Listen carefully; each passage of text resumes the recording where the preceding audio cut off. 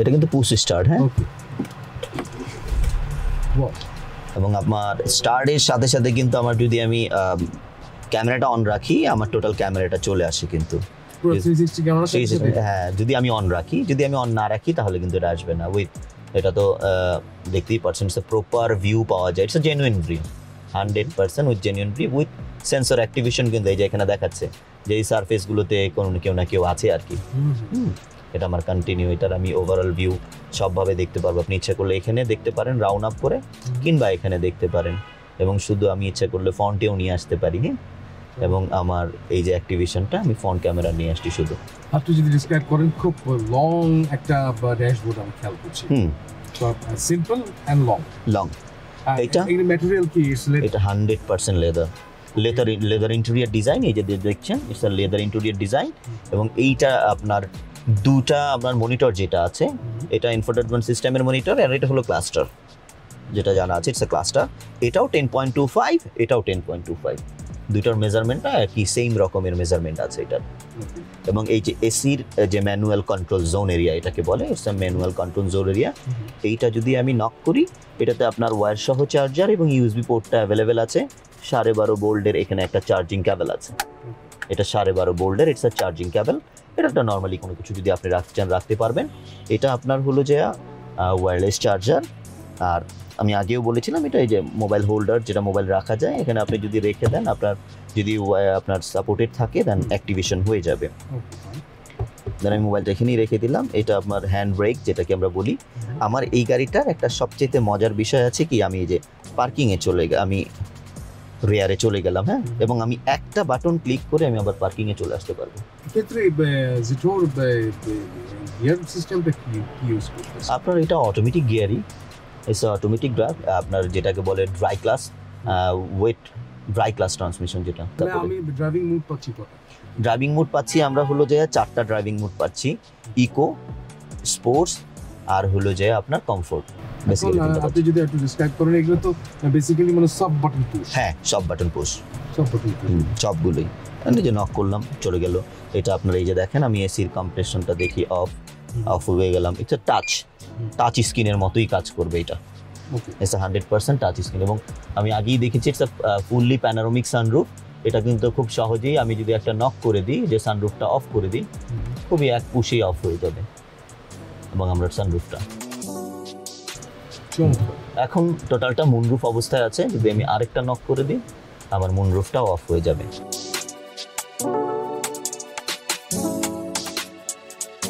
Moonroof close. আচ্ছা, এটাতে কি কোনো ভয়েস কন্ট্রোল আছে? 100%।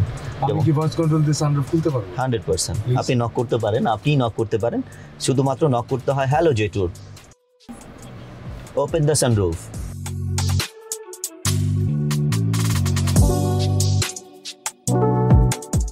আমার কিন্তু সানরুফটা খুলে গেছে। মানে আশ্চর্য রকম হলো সত্য, 7 সিটার একটা গাড়ি, টার্বোচার্জ ইঞ্জিন। বেসিক্যালি বাংলাদেশের মার্কেটের জন্য আপনার এটা প্রাইস কত রাখছে?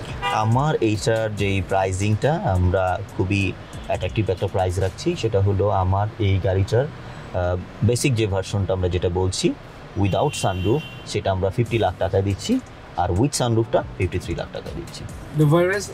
এই টাকায় একটা জাপানিজ কার কি এত ফ্যাসিলিটি সব পাওয়া সম্ভব? না, মোটেই না। আপনি যদি এই মানে এতগুলো ফ্যাসিলিটিস একসাথে চান, তাহলে জাপানি টাকায় আপনার 1,20 লাখ টাকার মতো গুনতে হবে, যেখানে আমার গাড়িটা আপনি 50 লাখ টাকায় পেয়ে যাচ্ছেন, কিংবা 53 লাখ টাকায় পেয়ে যাচ্ছেন।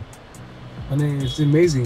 কিন্তু সেই ক্ষেত্রে মানুষের মনে একটা প্রশ্ন থেকে যেতে পারে, জাপানি কারগুলো যারা দীর্ঘদিন ধরে বাংলাদেশে চলছে, এই গাড়িগুলো কি আপনি মনে করেন যে ওই ধরনের সার্ভিস দিবে বা দিতে পারবে? 100% দিতে পারবে। কেন দিতে পারবে সেটা আমি আপনাকে আগেই বলেছিলাম। আমার এটাতে কিন্তু 5 বছর 1 লাখ কিলোমিটার একটা ওয়ারেন্টি আছে। এবং আমার এই গাড়িটার কিন্তু প্রথম 3 বছর গাড়িটা কিন্তু আমাদের হাতেই থাকবে। আপনার যেমন সার্ভিস রিলেটেড যত কিছু আছে সব কিছু আমরা 6টা ফ্রি সার্ভিস দিয়ে আমরা গাড়িটা অ্যাক্টিভেশন করে নিচ্ছি। এবং আমরা অলওয়েজ প্রেফার করব কাস্টমারকে যে আমাদের সার্ভিস সেন্টারে সার্ভিস করার জন্য। মামুন সাহেব, একটু যদি আমি মাল্টিমিডিয়া একটা স্টিয়ারিং হুইল দেখছি, এটা যদি একটু ডেসক্রাইব করতে পারেন। আমাদের এইটাতে যেটা আছে এটা মাল্টিমিডিয়া স্টিয়ারিং হুইল, যেটাকে আমরা 4 স্পোক স্টিয়ারিং হুইলও বলতে পারি। এটা ভেন্টিলেটেড কিন্তু, হ্যাঁ, এটার হিটিং কুলিং অপশনটা আমার কাছে নাই, এটাতে নাই, হিটিং কুলিংটা নাই, কিন্তু ভেন্টিলেটেড। আপনি খুব সহজেই ফুললি লেদার অ্যাক্টিভেশন আছে, আপনি খুব সহজে মুভ করতে পারবেন। এবং এইটাতে আপনার ভয়েস কন্ট্রোলটা অ্যাভেলেবেল আছে, ফোন রিসিভটা অ্যাভেলেবেল আছে, সাউন্ড আপ ডাউন আছে, আপনার home page, home return, manually আপনার অ্যাক্টিভেশন, যেটা আপনি ক্লাস্টার অ্যাক্টিভেশনও করতে পারবেন, কিংবা মিডিয়াটা এখান থেকে অ্যাক্টিভেশন করতে পারবেন। সব অপশনগুলো, এটা তো ছোট্ট করে একটা হর্ন আছে অ্যাভেলেবেল, যেটা আবার পরিষ্কার করে। আপনি যে সিস্টেম মানে যেটা ককপিটে আপনি বসে আছেন, ডিজাইনটা এমন ভাবে করা মনে হচ্ছে it's build for it's a driver zone, এটা বুঝেই যাচ্ছে 100%। তো সেক্ষেত্রে যে বিষয়টা হচ্ছে, এটা কি মেমোরি সিট? মেমোরি সিটের পার্ট আছে আমার 3টা, 1 2 3, 3জন ড্রাইভারের 3 রকমভাবেই উনি সিটটা সেট করে নিতে পারবে, এবং সে আসার সাথে সাথে সে শুধু সিলেক্ট করে দিলেই ড্রাইভিং পোর্শনটা ওই একই রকম চলে যাবে। আর এটা যদি বলেন আমাকে, এটা সাউন্ড সিস্টেম কি ওয়েল নোন কোন সাউন্ড সিস্টেম ইউজ করছে না নিজস্ব কিছু? এটা নিজস্ব সাউন্ড সিস্টেমই, কিন্তু এটা চায়নায় বলা হয় আপনার লাক্সারি সাউন্ড সিস্টেম। স্যার, আপনি যদি বেসিক্যালি বললেন যে 7 সিটার, আমরা আস্তে আস্তে পিছনের দিকে যেতে চাই। আমরা পিছনের একটু লেগ রুম, তারপরে হচ্ছে পুরা ওভারঅল যে হচ্ছে স্পেসটা, সেটা একটু দর্শকদের দেখাতে চাই যে আসলে যে 7 সিটার যে আমরা বলছি এটাকে, এটা আসলে সামনে তো কমফোর্টেবল, অবভিয়াসলি সামনে অনেক কমফোর্টেবল, পিছু সেম কমফোর্টটা আমাদের দর্শকরা। আমি কিন্তু 5 ফিট 6 এর উপরে আছি, আমার কিন্তু অনেক এখানে ড্রাইভিং সিটে কিন্তু আমার অনেক হেড স্পেস কিন্তু বাকি, প্রচন্ড হেডরুম বাকি আছে, এবং লেগ রুম তো দেখতেই পাচ্ছেন। আমি ড্রাইভিং অ্যাডজাস্ট না, আমি আরো সামনে চলে আসতে পারবো। দেন এইবার আমার জন্য ঠিক আছে, এবার আমার জন্য ঠিক আছে, আমি ড্রাইভ করার জন্য আমি একুরেট অপশনে আছি। এবং আমার পিছনে কিন্তু আমার মতো হয়তো সবাই বসে ড্রাইভ করে না, ওনার যেরকম কমফোর্ট প্রয়োজন হয় সেভাবেই বসে নেয়। আমার অ্যাক্টিভেশন শেষ করে যদি আমি আপনার ব্যাগ স্পেসে নিয়ে যাই, চলেন ব্যাগ স্পেসটা দেখি।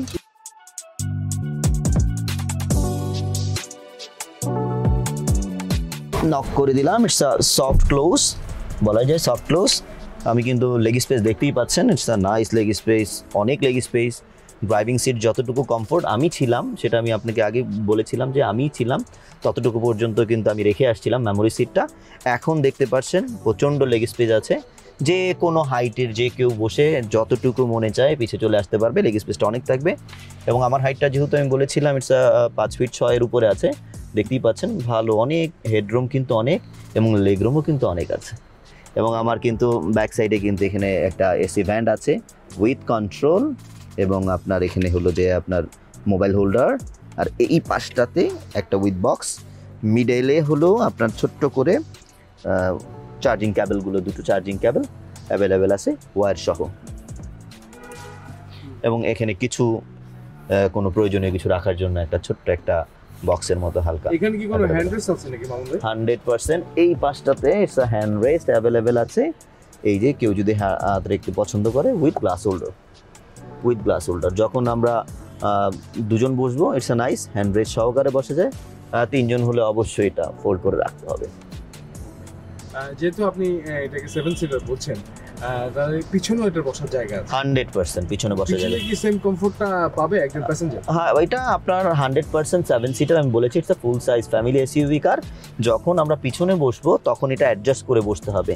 যেমন এখানে একটা ছোট্ট একটা ম্যানুয়াল বাটন আছে, ক্লিক করে দিলেই সামনে চলে আসে। এই যে সামনে চলে আসলো, এবং আপনি অনায়াসে পিছনে যে আছে খুব কমফোর্ট।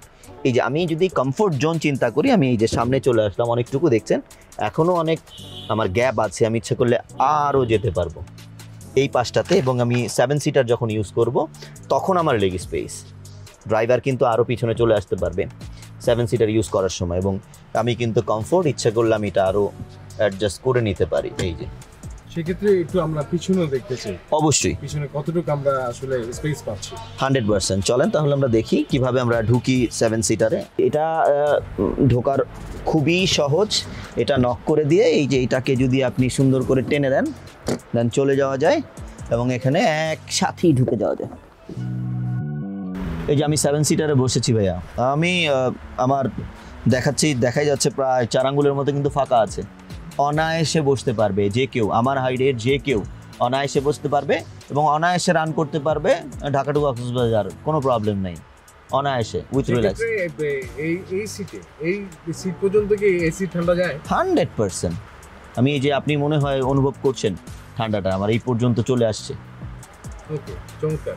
মানে লংয়েও কোনো সমস্যা? লংয়েও কোনো সমস্যা হবে না, কারণ আমার এটা দুটা এসি ভ্যান্ট, আমার পিছনে যে দুটা এসি ভ্যান্ট আছে এবং ফ্রন্টে আমার ফুল এসি, কিন্তু আমার নিচে যেমন এসির ম্যানুয়াল প্যানেলগুলোর সাথে এসির একটা প্যানেল আছে, উপরে কিন্তু আমার টোটালটাই এসি ভ্যান্ট আছে যেটা পিছন পর্যন্ত কভার আপ করে দেয়। এবং এই পাশটায় একটা গ্লাস হোল্ডার আছে, এই পাশটায় একটা গ্লাস হোল্ডার আছে, অ্যাভেলেবেল আছে যে কোনো কিছু এখানে কিছু হুক দিয়ে রাখার জন্য প্রয়োজনীয় যদি থাকে, এবং ফোন রাখা যায় এখানে অনায়াসে। সেক্ষেত্রে যে বিষয়টা হচ্ছে, তাহলে এটার ক্যাপাসিটি, লোড ক্যাপাসিটি কত হচ্ছে? এটার আপনার ওভারঅল যদি লোড ক্যাপাসিটি আমি বলি তাহলে আপনার 4500 কেজির মতো নিয়ে এসে রান করতে পারবে, কোনো প্রবলেম হবে না। এটা সর্বোচ্চ, তবে 3000 কেজির মধ্যে থাকা ভালো।